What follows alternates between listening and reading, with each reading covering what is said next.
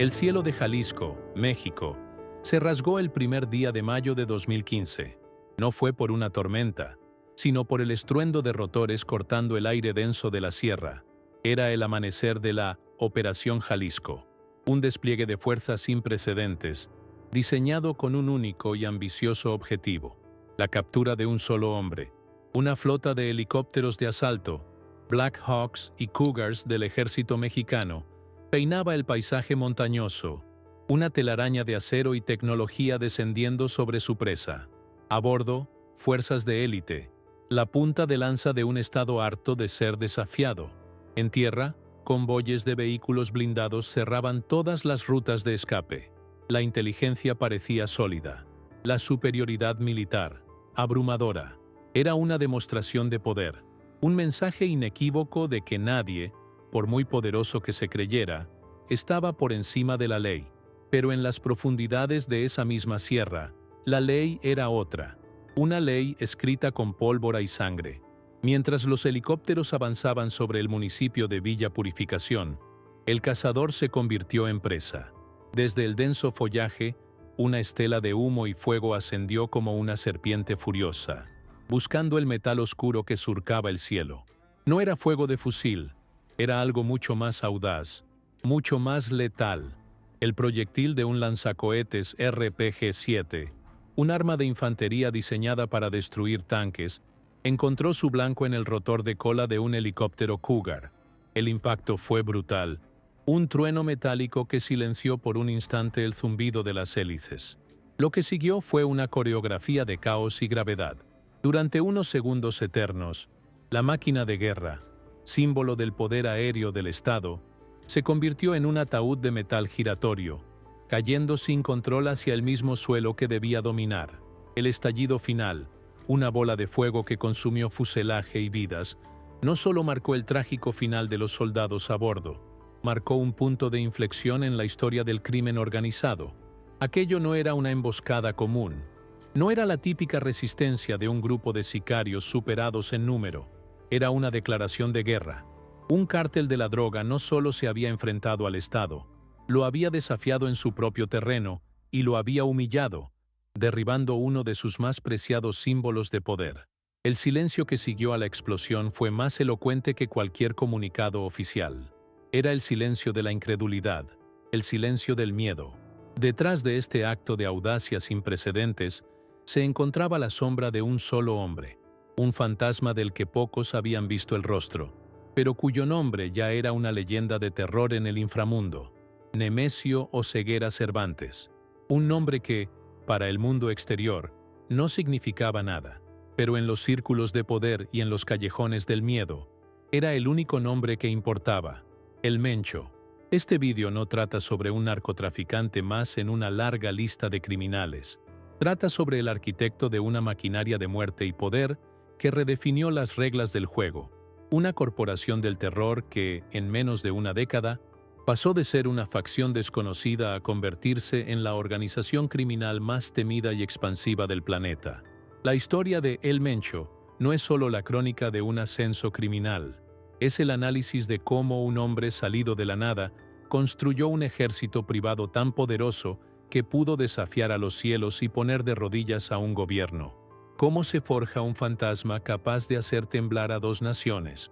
La respuesta no se encuentra en los pasillos del poder ni en complejas conspiraciones, sino en el polvo de un pueblo olvidado y en la biografía de un hombre que el sistema desechó una y otra vez, hasta que él decidió reventar el sistema desde dentro. Para entender al monstruo, primero hay que conocer al niño.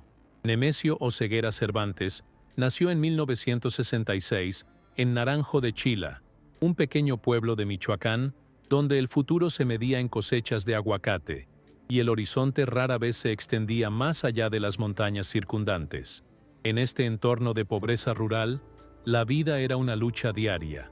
Nemesio, uno de 6 hermanos, abandonó la escuela primaria para trabajar en los campos, cuidando los aguacates que un día serían el oro verde de la región, pero para él, solo eran un recordatorio de una vida de trabajo extenuante a cambio de casi nada. La tierra era áspera, las oportunidades nulas, y como tantos otros de su generación, Vio en el norte una salida, una promesa de prosperidad que en su país le era negada. A finales de los años 80, cruzó ilegalmente la frontera hacia Estados Unidos. El sueño americano, sin embargo, se torció rápidamente. En California, lejos de encontrar un trabajo estable, Nemesio se sumergió en el mundo del menudeo. Junto a su hermano Abraham, formó parte de una modesta red de distribución de heroína en San Francisco.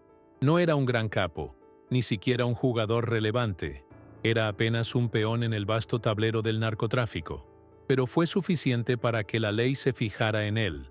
En 1992, fue detenido.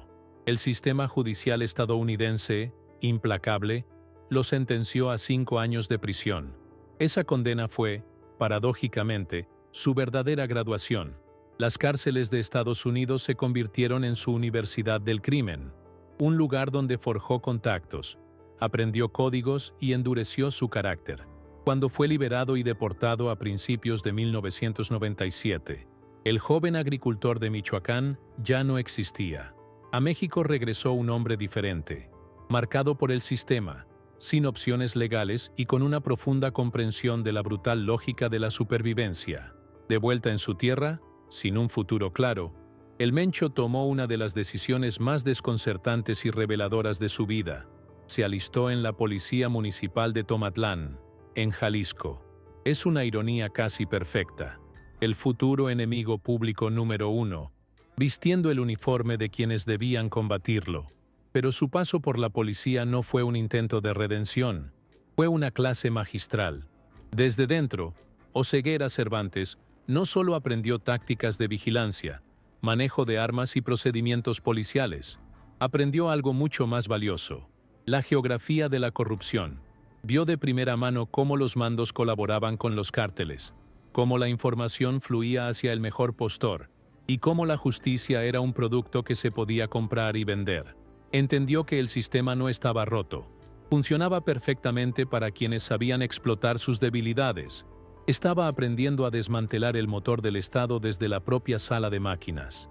Su breve carrera como policía fue el trampolín perfecto. Con el conocimiento adquirido y una reputación de hombre discreto pero eficaz, su entrada en las grandes ligas del crimen organizado era inevitable.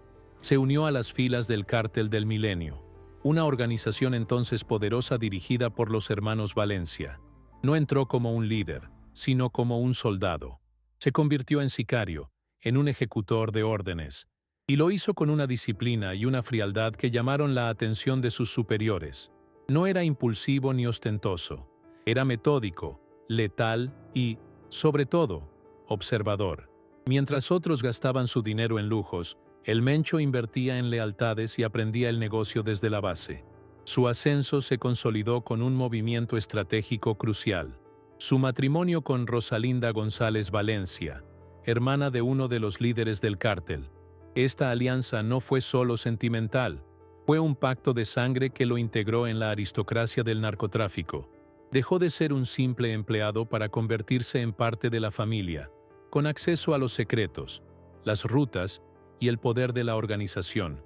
El aprendiz había encontrado su lugar, y desde las sombras, esperaba pacientemente su momento. Y ese momento no tardó en llegar. No fue un golpe de suerte, sino la consecuencia inevitable de una estrategia fallida a nivel nacional. A principios de la década de 2010, México era un campo de batalla.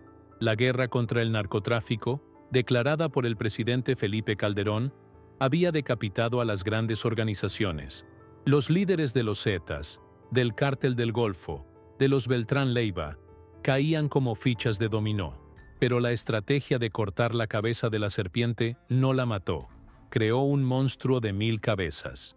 El resultado fue una atomización del poder, una carnicería entre facciones menores que luchaban por los despojos de los viejos imperios. En medio de este caos, se abrió un vacío de poder colosal, y fue en ese vacío donde el Mencho, el observador paciente, vio su oportunidad. No heredó un trono, lo construyó sobre un cementerio. Cuando sus jefes y cuñados del Cártel del Milenio fueron capturados o abatidos, Nemesio no intentó mantener viva la vieja estructura. Hizo algo mucho más radical. Junto a un pequeño círculo de leales, Fundó su propia organización, el Cártel de Jalisco Nueva Generación, el ZNG, y desde su concepción, fue diseñado para ser diferente, más ágil, más violento y empresarialmente más sofisticado que cualquiera de sus predecesores. El Mencho no era un simple capo, era el CEO de una corporación del terror. Su primera gran innovación fue en el producto. Mientras los cárteles tradicionales seguían dependiendo de la cocaína colombiana y la marihuana y amapola cultivadas en la sierra, el Mencho apostó por la química. Comprendió que el futuro del negocio no estaba en la agricultura, sino en los laboratorios. El ZNG se convirtió en el pionero y principal productor a escala industrial de drogas sintéticas, primero con la metanfetamina y, más tarde, con el fentanilo. La lógica empresarial era impecable. Las drogas sintéticas no dependen de cosechas, climas o territorios agrícolas en disputa. Los precursores químicos, importados masivamente de Asia, podían transformarse en producto final en laboratorios urbanos o remotos, con márgenes de beneficio astronómicos y una potencia adictiva muy superior. Se liberó de la tiranía de la tierra para construir un imperio basado en la ciencia de la adicción. Pero un buen producto necesita un buen marketing, y la campaña de El Mencho fue una obra maestra de la propaganda de guerra. En un México aterrorizado por la brutalidad sin sentido de los Zetas, famosos por sus decapitaciones y masacres indiscriminadas, el ZNG se presentó con un nombre audaz: los Matazetas. A través de vídeos cuidadosamente producidos y distribuidos en redes sociales, no se mostraron como simples criminales, sino como un ejército disciplinado, con uniformes, armamento de alta gama y un discurso de justicieros. Afirmaban ser un mal menor, un grupo que solo atacaba a sus rivales y que venía a limpiar las plazas de la escoria que extorsionaba y secuestraba a la población civil. Fue un golpe de genio propagandístico. Usaron el terror de sus enemigos para posicionarse como salvadores, ganando una base de apoyo social en algunas regiones y sembrando la duda en las propias fuerzas del orden. Con un producto revolucionario y una marca aterradora, el siguiente paso fue la expansión global. El Mencho entendió que el control territorial no se limitaba a pueblos y ciudades, sino a las arterias del comercio mundial. El ZNG se centró en tomar el control de los puertos clave de México, tanto en el Pacífico, como Manzanillo y Lázaro Cárdenas, como en el Atlántico, como Veracruz. Estos puertos se convirtieron en las joyas de la corona de su imperio logístico, puertas de entrada para los precursores químicos de China, y puertas de salida para el fentanilo y la metanfetamina, con destino a Estados Unidos, Europa, Asia y Australia. El ZNG no pensaba en calles, pensaba en continentes. Implementó un modelo de negocio similar al de una franquicia. Permitía a grupos criminales locales operar bajo su nombre y con su respaldo, a cambio de un tributo y lealtad absoluta. Este modelo de expansión viral le permitió tener presencia en casi todo el territorio mexicano y en decenas de países en un tiempo récord. Sin embargo, nada de esto habría sido posible sin el cuarto y más aterrador pilar de su organización: una estructura paramilitar. A diferencia de los cárteles familiares, el ZNG fue concebido desde el principio como un ejército privado.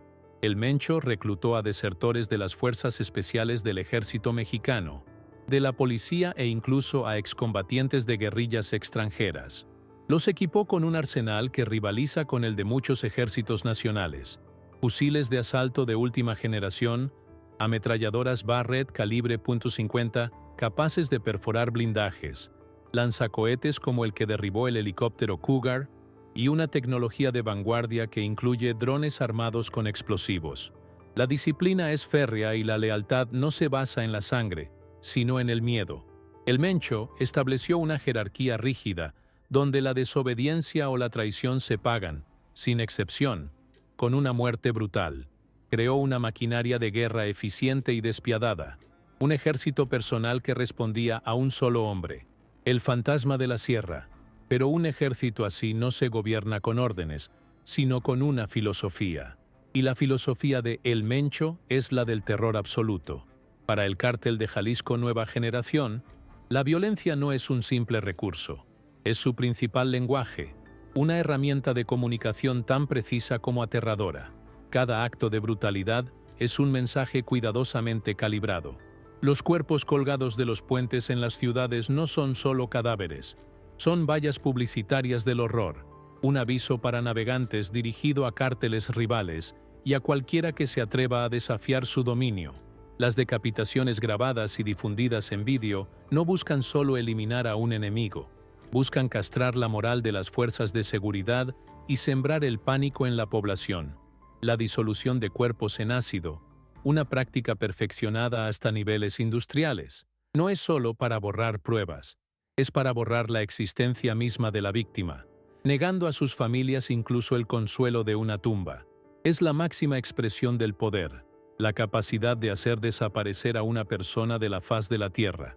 Esta violencia espectacular, casi teatral, sigue una lógica empresarial implacable. Es una estrategia de control de mercado. Aterroriza a los rivales para que cedan territorios, silencia a periodistas y activistas para operar en la impunidad, y somete a comunidades enteras bajo un régimen de extorsión y miedo. Se le atribuye una frase que resume su doctrina a la perfección, una orden supuestamente dada a sus sicarios ante la duda: mátenlos a todos, y al final investigan. Es la negación de cualquier proceso, de cualquier ley que no sea la suya. En el reino de El Mencho, se dispara primero y no se pregunta nunca. Él es juez, jurado y verdugo. Sin embargo, el hombre que dirige esta orquesta de la muerte es, irónicamente, una de las figuras más invisibles del AMPA mundial.